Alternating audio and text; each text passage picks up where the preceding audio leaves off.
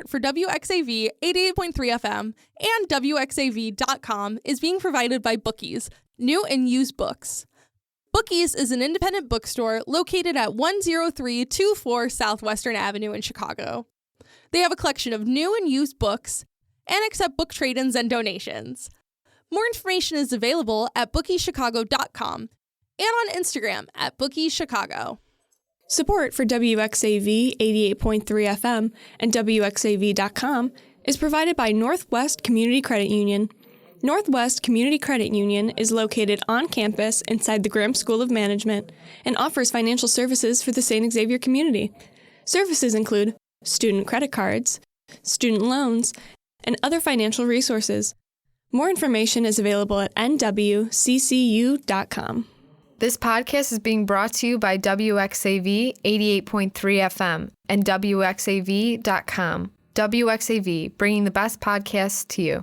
You have a new album. It's coming out on May 15th. It's called Same Fangs. It's a really incredible record. I really love it. I love like the minimalistic approach that you did for the record. Can you kind of talk a little bit about your approach for the album and how you decided you want to go kind of minimalistic with it? I feel like every decade or so I return to just acoustic piano and voice for my songwriting, and I really fall in love with the idea, the sort of challenge of making songs with just my two hands and my voice and whatever lyrics I can drum up, and seeing what comes out with those kind of those parameters in place.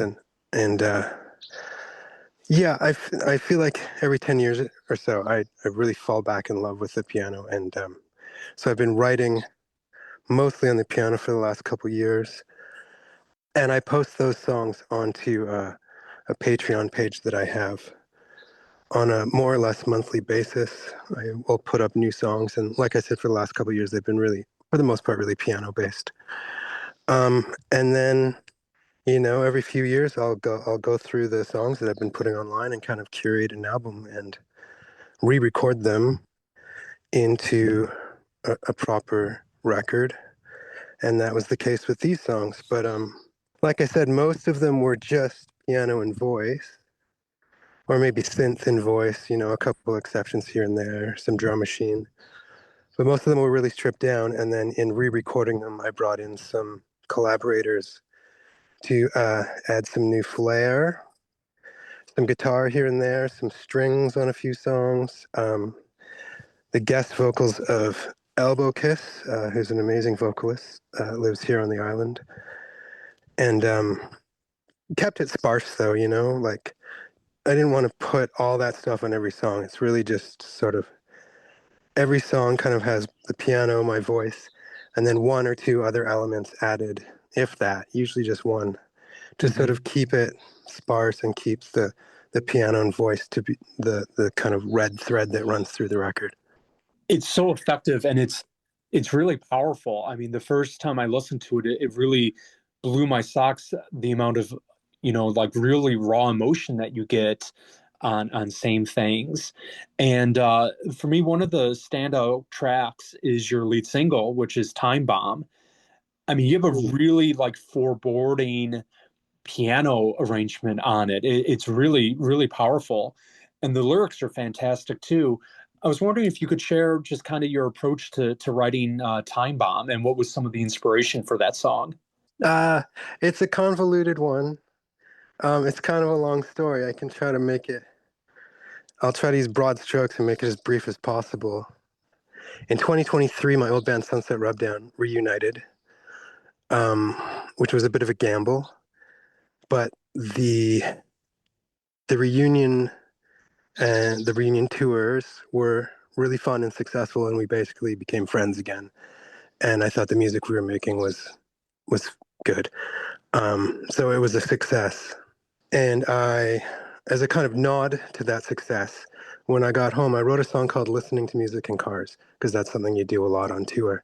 Mm-hmm. And it was just sort of like to honor sort of these rekindled relationships. But the song itself, like the content the subject matter was well intentioned, but the song itself ended up just not being very good, which, that happens sometimes. But I posted it anyway because I just post everything I make. And then it just sat there, and then cut to like a year and a half later. It's fall 2024. Sunset Rubdown has come off another tour. This time it was like a real grinder, like 3 weeks straight, hardly any days off. It was an album tour because we put out a new album. And basically, like, a lot of the old demons had raised their heads again, and interpersonal had started cropping up again. It was basically, we fell into old habits, and it wasn't as fun, and things felt bad after that tour. So then I thought I would revisit this song I had made called Listening to Music in Cars and maybe rewrite it, because I never thought it turned out very well anyway.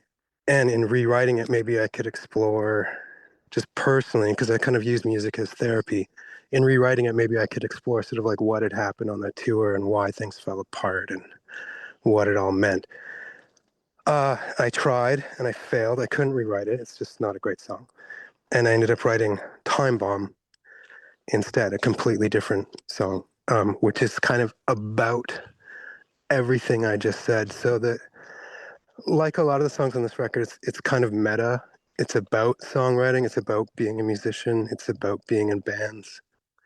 And Time Bomb turned into what I thought was a good song. So it made the record, and there's another song on the record called Listening to Music in Cars 2.5, which is also not the song that I was talking about. But it's sort of about the same subject, even goes even a little deeper and a little more meta and breaks the fourth wall a little more. It's all pretty convoluted. It's all very heady. And if you're not a super fan, I'm the first to admit it's going to be like a little confusing. But like I said, I make these songs for myself first as kind of therapy.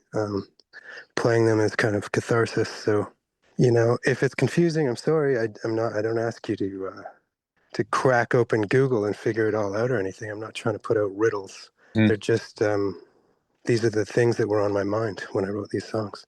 But I think that really comes across with your music. I mean, it is a very human touch, and it's something that I think is really relatable for your listeners. I mean, it was relatable for me when I was listening to it. But I'm kind of curious about your approach to songwriting, because you said it's kind of your therapy. It's how you're unpacking things. So would you say for you, when you're writing a song, the lyrics then are the most important part of the song? Or would it be melody, or would it be just dependent on the song that you're writing?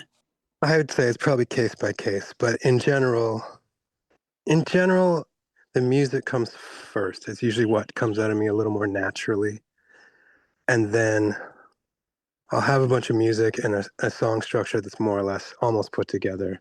And then I'll start applying lyrics. And the lyrics will be written to sort of match the tone of the music, but also the subject matter will be kind of whatever is on my mind that month.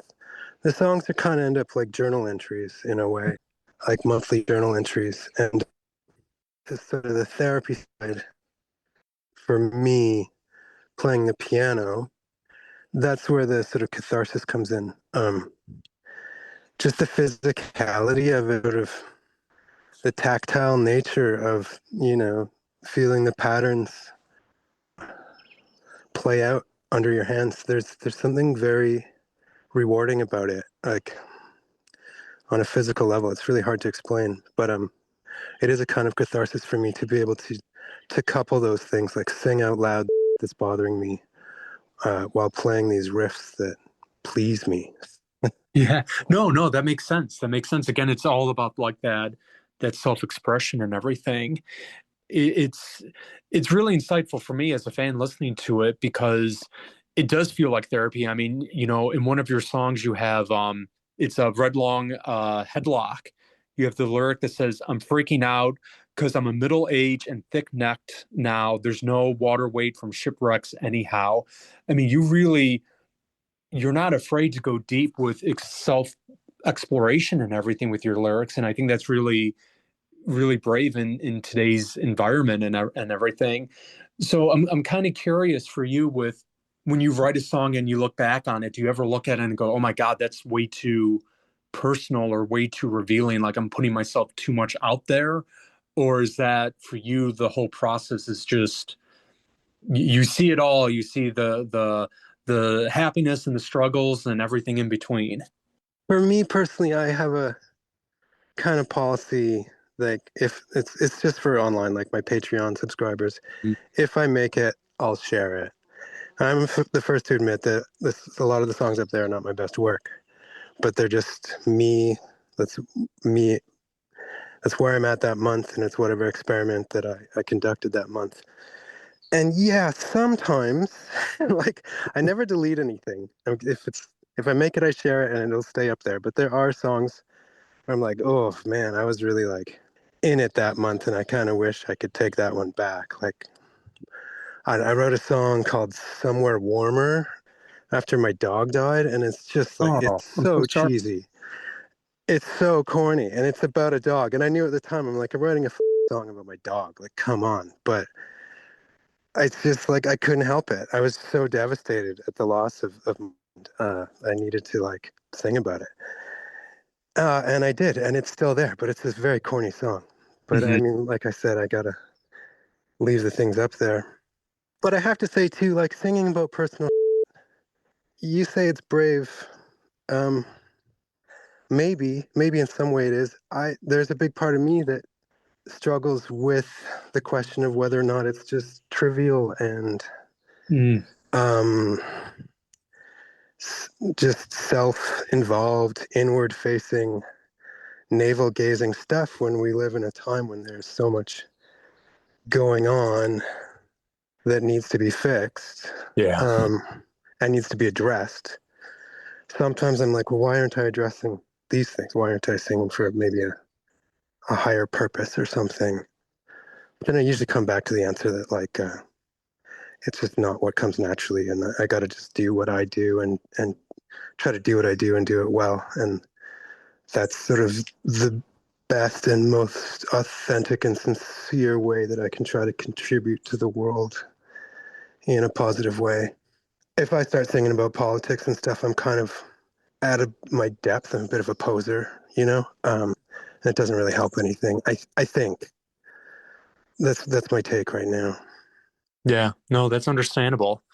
Now to kind of switch topics for a little bit, one of your bands, Wolf Parade, has had a big resurgence recently with "I'll Believe in Anything" off of your debut album, "Apologies to the Queen Mary," being featured in Heated Rivalry. For you as an artist and you as a musician, how great is it for you to see work that you've worked on kind of get a second life with the younger generation discovering Wolf Parade and your music again? It's been great. We just got really lucky, and so you know, when you get really lucky, you feel grateful that it happened. It's been really surreal. We never ever in a million years expected that Wolf Parade would have a viral hit, let alone from a song that we wrote 20 years ago. So it was really weird to watch when it first started happening. It seemed pretty dreamlike. Um, and because the song was written so long ago, there's an emotional distance from where I was when I wrote it than from where I am now. So in that way, it was almost like watching it happen to another artist. Oh, interesting. Even though, of course, I know like Wolf Parade is still a functioning band, and we made that band, and I'm in that band, and I wrote that song. Like I know all those things, but it's just so long ago, and it's such a different time, and I was such a different person back then. It adds to the feeling of luck because it's sort of like, oh well, this thing happened to this other entity, this other version of me that is affecting my current life, my adult self. Isn't it lucky that I did that back then?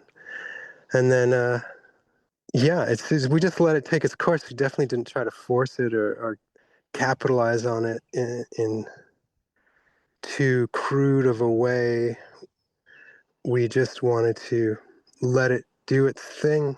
In a lot of ways, it had nothing to do with us. We simply said yes to Jacob Tierney when he asked to use the song, and it's all the show, He made a good show. We just lucked out. Yeah, yeah. So I got to ask, because you do have some Wolf Parade shows coming up later on this year in Canada. Any new Wolf Parade music on the horizon at all?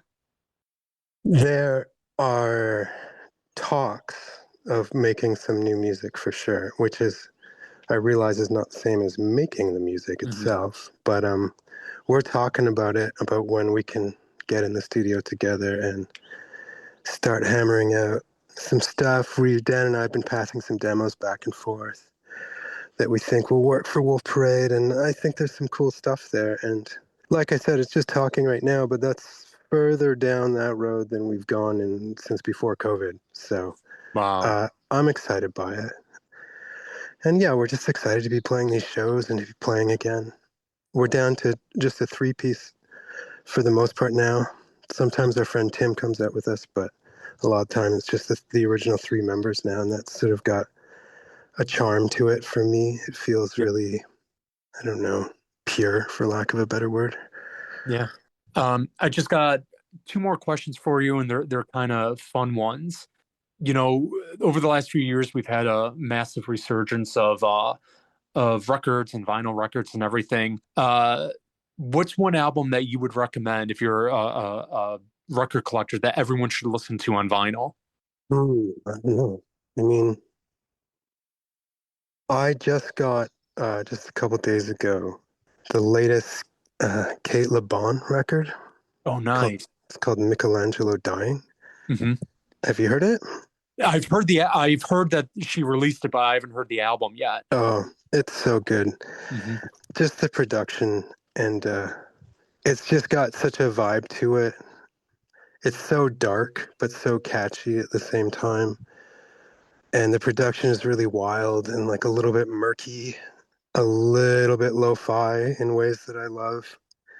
And my understanding is that it's a breakup album. Those always make the best records. Yeah, they really do.